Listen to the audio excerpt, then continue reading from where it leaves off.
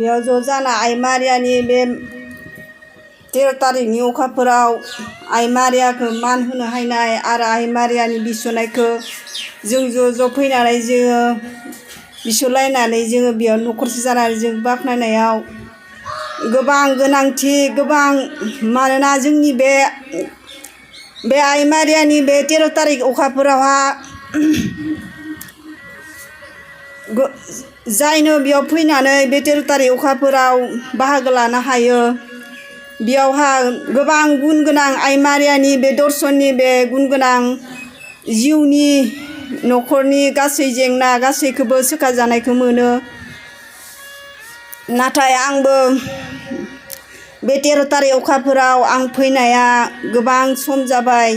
आं फैजेननायावहाय बेयाव 13 तारिखआव 10 जन बेबायदि 13 जन 14 जनल'सोमोन। नाथाय फैयै आं गोबां बोसोर जाबाय। दिनैनि बे आं बे 13 तारिख अखाफोराव बेयावहा आं टेस्टिमनि होनो सानदों। आंनि बे टेस्टिमनियानो जाबाय आंनि न'खराव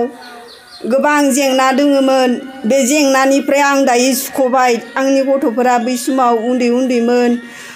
बे उन्दै समनिफ्रायनो आङो क्लास 3 निफ्रायनो आं बेयाव एटेन्ड जाफैनानै आं बे 13 तारिख अखाफोराव आं गोबां बोरखौ मोननो हाबाय। दायो फैयै गथ'फोरा आंहा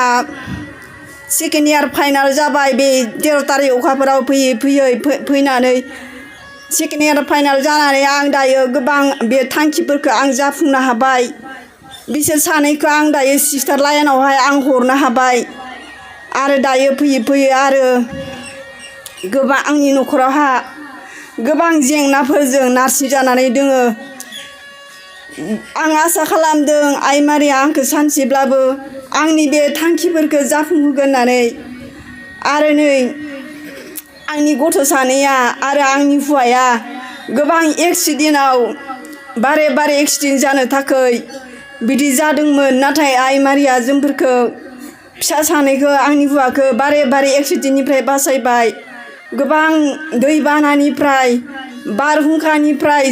जोंफोरखौ आइ मारिया गोबां बासायबाय। जोंहा गोबां सैताननि जेंना दं नाख्रेबजानानैहाय आंनि न'खरा दैबानानि लामा माथावरि लामायाव आङो जिरायनानै आइ मारियानि दर्शननि बे गोबां बोरखौ आं मोननो हादों। आंनि न'आवहाय गोबां सम बुंस'नो हायै मोनामफुंहैबाय थायो। नाथाय आं बेखौ मिथिस'नो हाया मानि थाखाय आइ मारिया जोंनि न'आव बेबायदि मोनामफुंनाय लाबोबाय थायो। आरो आं गोबां बेमारिमोन। लामा ससे थाबायब्लानो आं थैनो नागिरोमोन। नाथाय आं बिनि गेजेरजों आं गोबां बासायनायखौ मोननानै आं गसंथानानै आं आइ मारियाखौ बे 13 तारिखआव आं बाहागो लानानै गोबां गसंथानानै आं बे जिउ दानो हादों। ख्रिस्ट'नि अनजाग्रा ख्रिस्ट'नि थैजों बायजानाय ज' जाफैनाय जों गासै खृष्टान धोरोम नोंथांमोना जाहाथे बे 13 तारिख अखाफोरखौ बेसेन गोनां गुन गोनां होननानै बाहागो लानानै गासैबो जिउनि लामायाव आइ मारियानि हेफाजाबखौ लानानै सुबुं खृष्टान माहारि जोंनि ज' जाफैनाया जाहाथे गोख्रों जानो हानाय बायदि साफ्रोमबो जाहाथे नाजागोन। जेसां दिन गावखौ 13 तारिखआव गथायनो हागोन बेसांनो आइ मारियानि बोरखौ मोननो हागोन होननानै बयबो आसा खालामनायाव गोख्रों जा। आरो आं दाख्लै आं सानदों गोबां मानसिफोरा 13 तारिख अखाफोराव बे आलफनसा आनैसोनि बेयावहा गोबां दर्शन मोन्दों होननानै बुंनायखाय आंबो बिसास खालामनानै आं दाखालि फुलखौ लांनानैहाय आङो आर'ज खालामनायावहाय गिथाव बाथाव आं खुलुमबाय थानायाव आंनि गन्थं सिङाव खोमा सिङाव खुगा सिङाव खुलुमबाय थानायावनो खानस्रि मासे गोलाव जानानै आंनि गन्थङाव हाबनो नागिरदोंमोन। नाथाय दसेनि दान्दिसेनि उनावनो आं गसंनानै ओरै नायब्ला खानस्रिया गिलु बालु आंनि खाथियाव फैदों। आं दफां गसंनानैहाय आं बे खानस्रिखौ सावथाबबाय। आरो बेयाव आरो गेसाव मोनामबाय। आं गोबां आर'ज खालामनायाव बेयाव गोसो होनानैहाय नंथारगौ आलफनसा हानिसा गोबां मुहिमा गोनां आरो आं टेस्टिमनिखौ बेसे गोबाव होनो हाला नाथाय आरो आं बिथां दैमालु ब्रादारखौ आं हाजासे हामबाय होयो बियो जोंनि मेलेम बिख्लो गोबां जिउनि जखम जानानै थानायखौ बियो गोथार बोसोनजों जोंखौ गोबां गोजोन होयो गोबां सुखा जानायनि लामाखौ दिन्थियो मेहेर गोनां गोदै गोथार बोसोनखौ जोंनि मेलेमाव सोना होनानै जोंखौ गोबां इसोरनि रायजोनि फिसा खालामनानै जोंखौ गोबां गोजोन होयो आङो काथलिकबो नङामोन आं बाप्टिस्ट मिसनमोन नाथाय आरो सेनाय मिसना आंखौ हाबा खालामना लांबाय आं बारा बावाखै काथलिक मिसन जानाया आरो आं गोबां गोथार बोसोनफोरखौ आरो बे काथलिक धर्मनि बिनाय गाबनायफोरखौ आङो मोनथिबो रोङामोन नाथाय आङो बाइबेल बोसोनफोरखौ आरो बिदिनो बिनाय फुंनि बिनाय रजालिफोरखौ आंनि मेलेमजों आं नुवा नाथाय आं आखरखौ सिनि मोना अब्लाबो आङो गोदोर गोदोर खालामनानै आं पुरा मुखस्थ' खालामनानै जेरावखि थाङा आङो 91 आरो बिदिनो गोबां गोथार बोसोनफोरखौ आं लानानै लामा गंसे आर'ज खालामलाङो बेनो आंनि गोबां मुहिमाफोरखौ आं बुंस'नो हाया नाथाय आं इसेयाव दोनथ'बाय आंनि बुंनाया गोरोन्थि जाबायबा नोंथांमोना आंखौ निमाहा होदो एसेनोसै गोजोन्थों दिनै आं नोंनि माखासे जिउ जारिमिननि सोमोन्दै बे टेस्टिमनि गेजेरजों आङो आरो बेहाय थानाय गासै दिनै नैबे अखाफोर दानफ्रोमबो जुनियायै बिनाय उखैजानाय बिनायाव फैनाय गासै फोथायग्राफ्रा आरो दिनै अनजाग्रा मानगोनां बिनानाव फेरिस्ता आरो बेजों फैफानाय गासै आलासिफ्राबो खोनानो मोन्दों माने नोंनि जिउ जारिमिननि सोमोन्दै मानोना सानसे समाव नोङो काथलिक नङामोन नोंगौ नों सासे इसोरखौ अनग्रा फोथायग्रा नों सासे आइजो जेब्ला नों आंनि दरखं मोखाङाव फैदोंमोन उन्दै उन्दै गथ' सानै फिसा हिन्जाव जावजाखौ लानानै फैदोंमोन आरो बे समाव अन्थाव बाथाव ओंखाम मोनजायै जेरै नोंनि महरखौ नुनानै आङो अनखांदोंमोन नाथाय नोंनि थोजासे आं हरनो हायाखैमोन जाय अन्थाव बाथाव बे फिसा हिन्जाव सानैखौ लानानै नोङो बिबायनो फैदोंमोन आरो नों बिजानोबो फैदोंमोन आरो नों खोनानो मोन्दोंमोन आं मिथिनो मोनो उनाव मिथिनोबो मोन्दों नोङो गोबां मानसिफोरनि दरखं दरखं गावनि फिसा हिन्जाव सानैखौ जाहोनो थाखाय आरो बेबायदिनो नोंनि फिसाया बेबायदिनो बै दरखं बिदिनो खामला मावनानै जा गरफा गरनै मोनो मालाबा बन फाननानै लाबोयोमोन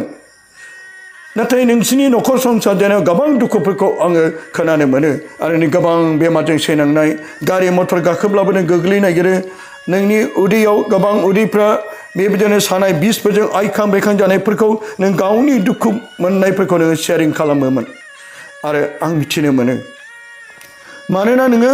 बै रेल स्टेसनाव त्रिपाल खोंनानै नोङो थायोमोन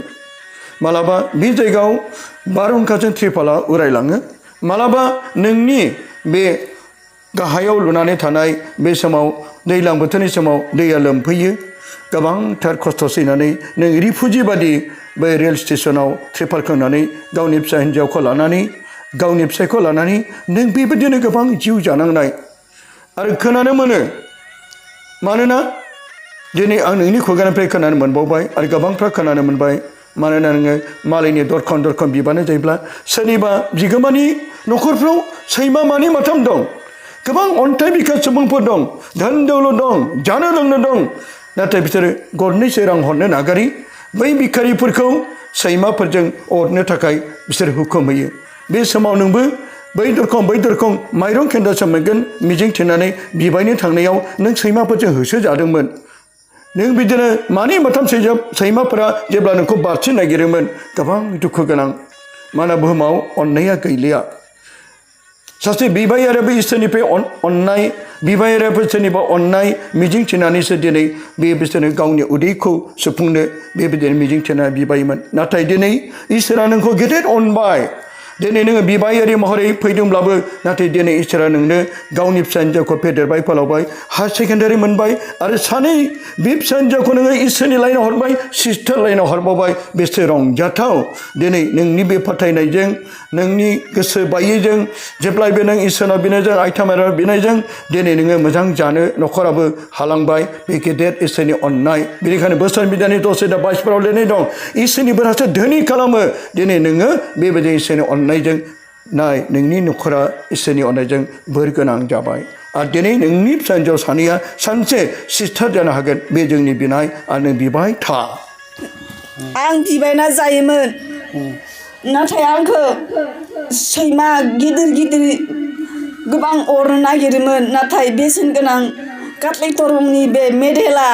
आइ मारियानि मेडेल बे क्रुसआ बेसेन गोनां गुन गोनां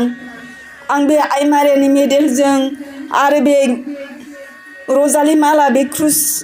दोङोना बे आस्थाम बेजोंनो आं बासायदों आरो बेयावहा आं सानसेखालि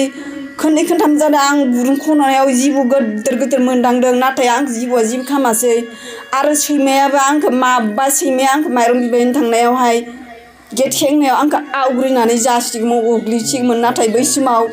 आंखौ बे रजालि माला बे माबायानो आंखौ बासायदों आरो गोबां न'खर न'खर थांनानै आङो